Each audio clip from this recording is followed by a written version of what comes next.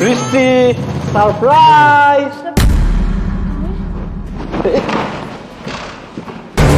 বৃষ্টি বৃষ্টি কি হলো তোমার? বৃষ্টি কথা বলো। বৃষ্টি কি হয়েছে তোমার? বৃষ্টি বৃষ্টি কি করে এখন? ও ডাক্তার ডাক্তার। হ্যালো ডাক্তার সাহেব।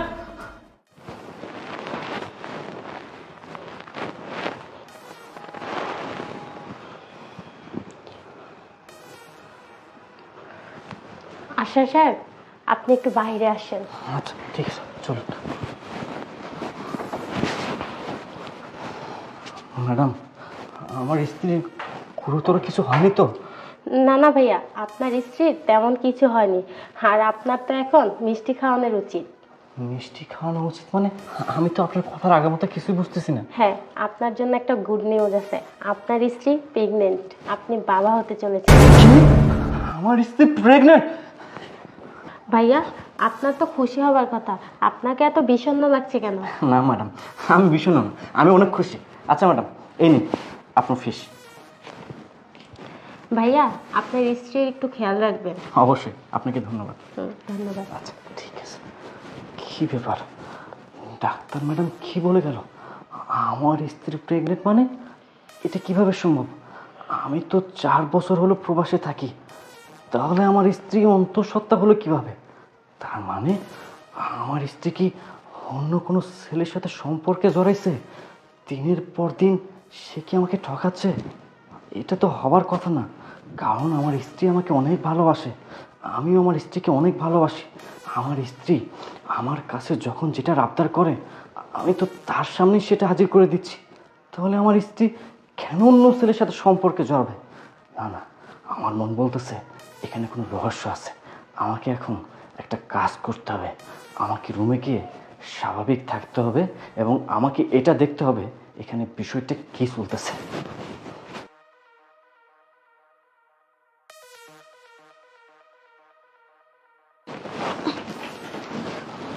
আশরাফ, ডক্টর কি বললো?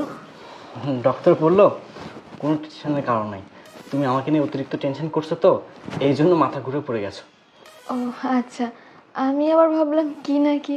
দেখো তো আমার কপালটা কেমন, তুমি আজকেই বাসায় আসলে আর আমি আজকে অসুস্থ হয়ে পড়লাম।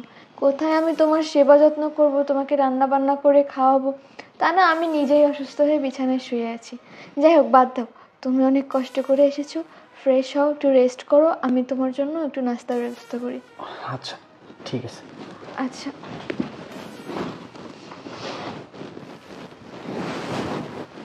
ও মাই গড, আমার স্ত্রীর কি অভিনয়! ওর অভিনয় দেখে আমি তো নিজেই মুগ্ধ হয়ে যাচ্ছি। আমার স্ত্রী অন্তঃসত্ত্বা, কিন্তু তার অভিনয়ের মাধ্যমে এমনভাবে প্রকাশ করতেছে সে অন্তঃসত্ত্বাই না। বাহ বাহ বৃষ্টি, আমি তোমাকে দেখে সত্যি অবাক হয়ে যাচ্ছি। বৃষ্টি, আমি তোমাকে ভালোবাসি, আমি তোমার জন্য সব কিছু করতে পারি, কিন্তু আমি বিশ্বাসঘাতকতা, বেঈমানি, প্রতারণা সহ্য করব না।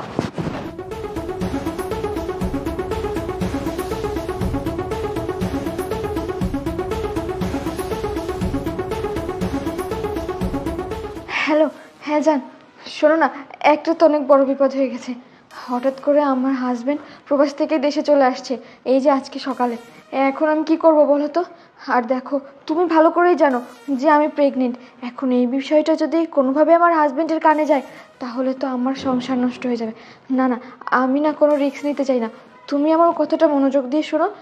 আমি ডিসিশন নিয়ে ফেলেছি যে আমার স্বামী যা যা টাকা পয়সা গয়নাগাটি যা এনেছে আর আমার যা যা আছে সব কিছু নিয়ে তুমি আর আমি চলে যাব, তারপরে দুজনে গিয়ে বিয়ে করে নিব।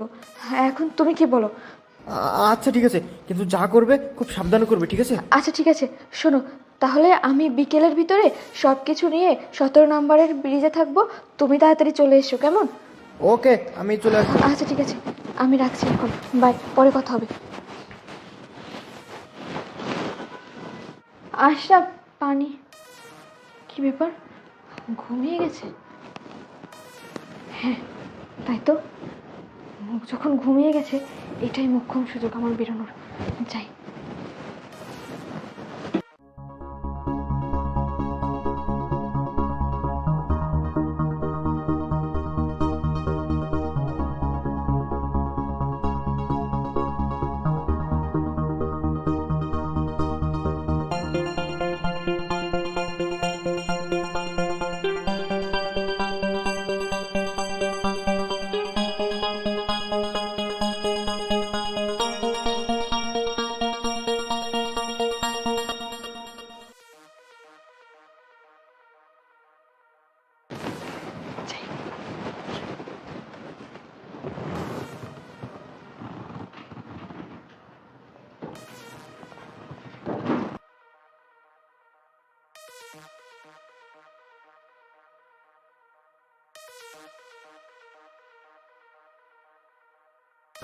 আমি জাস্ট কল্পনা করতে পারতেছি না আমি এতদিন কার সাথে সংসার করছি, এই মানুষটাকে ভালোবাসছি, এই মানুষটার সাথে সংসার করছি, যাকে আমি বিয়ে করছি।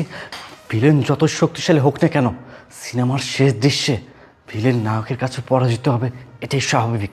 বৃষ্টি, এখন তুমি আর তোমার নাগর আমার কাছে পরাজিত হবা, এটাই স্বাভাবিক। আমি তোমাকে আর তোমার নাগরকে হাতে নাতে ধরবই। This is my challenge.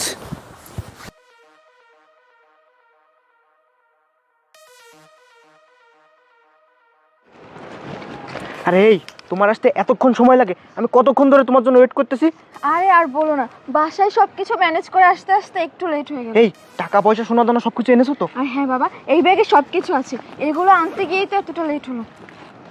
হ্যাঁ ঠিক আছে। আচ্ছা জান, শুনো, আমি এখানে অনেকক্ষণ ধরে ওয়েট করতেছি, কিন্তু কোনো রিক্সা পাচ্ছি না। বাস স্ট্যান্ড পর্যন্ত যেতে গেলে তো আমাদের একটা রিক্সা লাগবে নাকি? আচ্ছা তুমি এক কাজ করো, তুমি এখানে বসো, আমি একটা রিক্সা নিয়ে এসি। তুমি বরং ব্যাগটা আমার কাছে দিয়ে যাও। আরে না, ব্যাগটা তোমার কাছে থাকলে যদি কেউ নিয়ে যায়।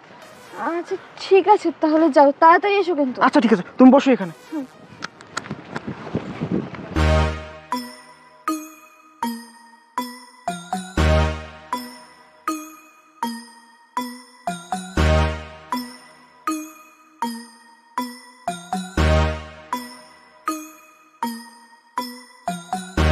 হায় আল্লাহ, এটা কি হলো আমার সাথে?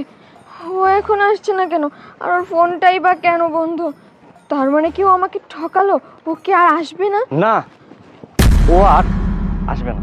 আশরাফ, তুমি এখানে? হ্যাঁ, আমি এখানে।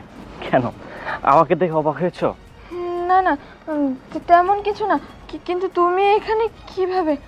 আসলে আমি যখন বাসায় প্রথম পা দিই তখনই আমি জানতে পারি তুমি আমাকে ছেড়ে অন্য একটা ছেলের সাথে সম্পর্কে জড়াইছো। তুমি যখন তোমার বয়ফ্রেন্ডের সাথে ফোনে কথা বলছিলা সব কিছু আমি শুনতে পাই।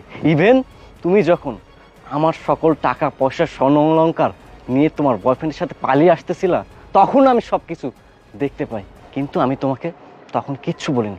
কেন বলিনি জানো? কারণ তোমাকে এই দিনটি দেখানোর জন্য, এই দিনটি উপলব্ধি করানোর জন্য। কারণ আমি তোমাকে এটাই বোঝাতে চেয়েছিলাম যে স্বামীর থেকে আপনজন দুনিয়াতে আর কেউ হয় না।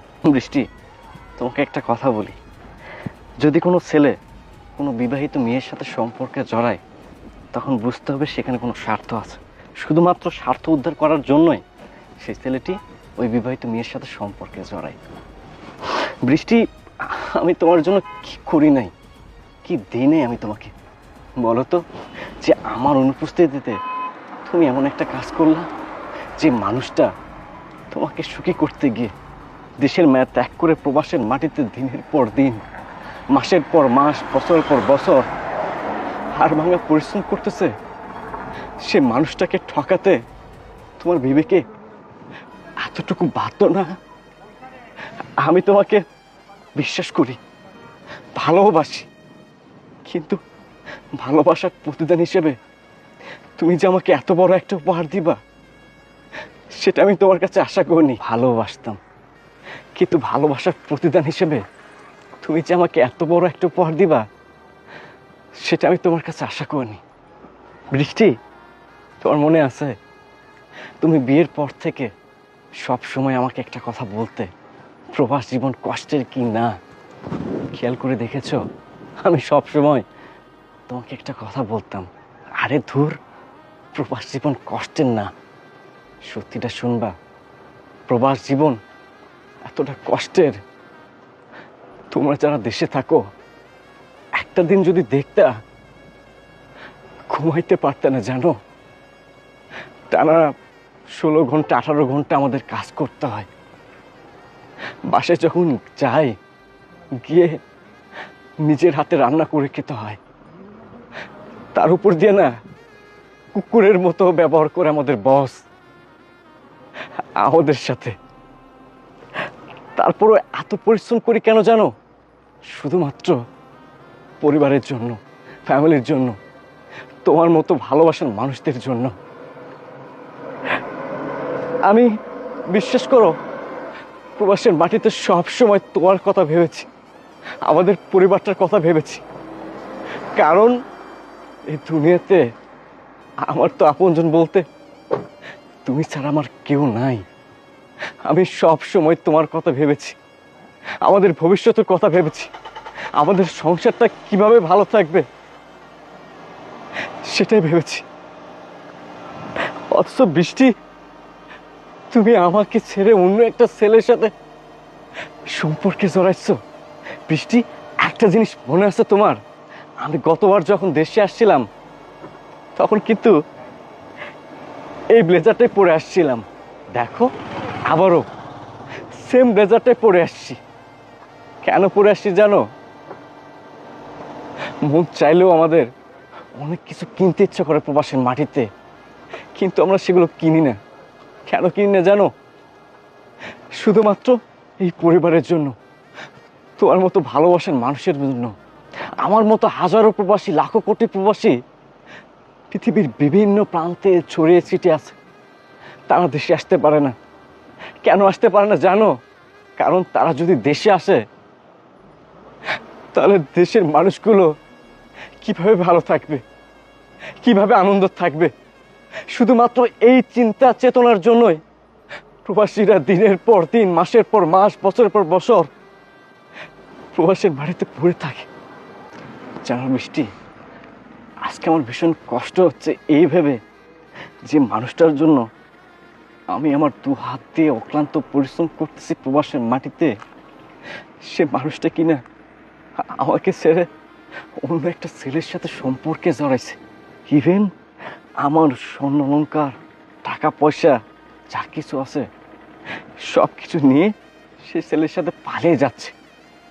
অথচ দেখো আমি কতটা বোকা, দিনের পর দিন তোমাকে বিশ্বাস করে গেছি, ভালোবেসে গেছি, আর প্রতিদান হিসেবে আজকে এত বড় একটা উপহার পেলাম। তুমি আমাকে বলে দিতে পারতে বৃষ্টি, তোমার লাইফে আমার কোনো অস্তিত্ব নেই, আমি এমনিতে সরে দাঁড়াতাম। এত বড় ছলনা, এত বড় প্রতারণা তুমি আমার সাথে না করলেও পারতে। এই যে দেখো, আমার এই হৃদয়, এখানে শুধু তোমারই নাম উচ্চারিত হয়, কারণ আমি তোমাকে ভালোবাসি বৃষ্টি। জানো বৃষ্টি, আমি যখন প্রবাসের মাটিতে অক্লান্ত পরিশ্রম করি না, তখন আমার প্রবাসী ভাইয়ের আমাকে বলে, ভাই তুমি এত পরিশ্রম কেন করতেছ? তখন আমি তাদেরকে বলি, বাংলাদেশে আমার একজন ভালোবাসার মানুষ আছে, আমার ভালোবাসার স্ত্রী আছে, যে কিনা আমাকে অনেক ভালোবাসে। আমি তার জন্য এত পরিশ্রম করতেছি, কিন্তু তুমি আমাকে কখনোই ভালোবাসো নাই। তুমি দিনের পর দিন আমার ভালোবাসা নিয়ে খেলছো, আমার বিশ্বাস নিয়ে খেলছো, আমার ভালোবাসা ভেঙে দিচ্ছ। তুমি কি একটাবারও জন্য চিন্তা করো নাই আমার কি হবে? আরে তুমি ছাড়া এই দুনিয়াতে আমার তো আপনজন বলতে আর কেউ নাই। এত বড় বেঈমানি, এত বড় প্রতারণা তুমি আমার সাথে না করলেও পারতে। এসব করার আগে তোমার একটাবার ভাবা উচিত ছিল যে মানুষ তোমাকে এত ভালোবাসে, তোমাকে সুখী করার জন্য প্রবাসের মাটিতে গিয়ে এত পরিশ্রম করতেছে, সে মানুষটাকে ঠকানো তোমার উচিত হবে না। চারু বৃষ্টি, আজকে আমার ভীষণ কষ্ট হচ্ছে একটা জিনিস জানতে, জন্মের আগেই যদি সৃষ্টিকর্তা জীবন সঙ্গী নির্ধারণ করে রাখেন, তাহলে জন্মের পর কেন ভুল মানুষের সাথে দেখা হয়, ভুল মানুষের সাথে সম্পর্ক হয়? এত বড় বেইমানিটা কেন হয়? এত বড় প্রতারণা কেন হয়? হিসাবটা আমি মেলাতে পারলাম না বৃষ্টি। বৃষ্টি, আমি তোমাকে একটা কথা বলি, যদি তুমি কাউকে মন থেকে ভালোবাসতে না পারো, কারোর সাথে মিথ্যা প্রেমের অভিনয় করো না, মিথ্যা প্রেমের নাটক করো না। কারণ যার মন ভাঙে, হৃদয় ভাঙে, সে বোঝে কষ্টটা কি। কারোর সাথে গেম খেলো না বৃষ্টি। আশরাফ, দেখো তুমি প্লিজ আমাকে মাফ করে দাও। আমি বুঝতে পেরেছি আমি যেটা করেছি আমি ভুল করেছি, আমি অন্যায় করেছি। দেখো তুমি আমাকে বিয়ে করে বাংলাদেশে রেখে প্রবাসে চলে গেছো। তুমি সব সময় কাজে ব্যস্ত থাকো, আমাকে সময় দাও না। আর সেই সময় আমার ওই ছেলেটার সঙ্গে পরিচয় হয়। ও আমাকে অনেক স্বপ্ন দেখিয়েছে, আমাকে অনেক কিছু বলেছে, অনেক ভালোবাসা দিয়েছে। আশরাফ, তোমার জায়গাটা একসময় আস্তে আস্তে আমি নিজের অজান্তেই ওকে দিয়ে দিয়েছি। আশরাফ, আমি আজকে বুঝতে পেরেছি যে আমি অনেক বড় একটা ভুল করেছি। ও যে এভাবে আমাকে ঠকাবে, আমার সঙ্গে প্রতারণা করবে, আমি কখনোই বুঝতে পারিনি। আশরাফ, আসলে তুমি সত্যি কথা বলেছো। বিবাহিত মেয়েকে না কেউ মন থেকে ভালোবাসে না, শুধুমাত্র আমাকে নিজের স্বার্থের জন্য ব্যবহার করেছে। আমি এটা কখনোই বুঝতে পারিনি। আশরাফ, তুমি প্লিজ আমাকে ক্ষমা করে দাও। তুমি জানো আমার পেটে না ওর সন্তান, আর আমার বাবা মা অনেক গরিব। তুমি তো জানো আমাদের বাড়ির অবস্থা। আমি যদি এভাবে আমার বাসায় যাই, আমার বাসা থেকেও আমাকে মেনে নেবে না, সমাজে আমি মুখ দেখাতে পারবো না।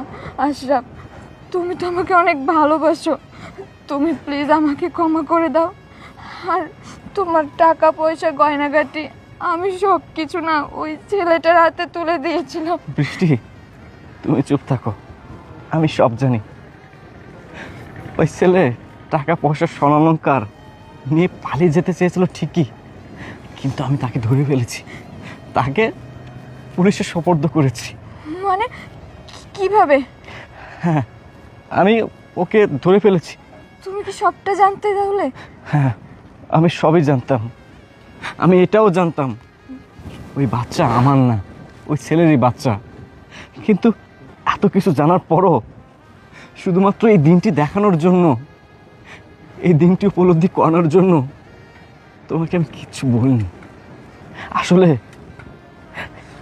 কাকের বাসায় কুকিল এসে ডিম পেড়ে যায়, দিন শেষে কাক জানতেই পারে না আমি না হয় কুকিলের বাচ্চাটাকে নিজের বাচ্চা মনে করে লালন পালন করে যাব।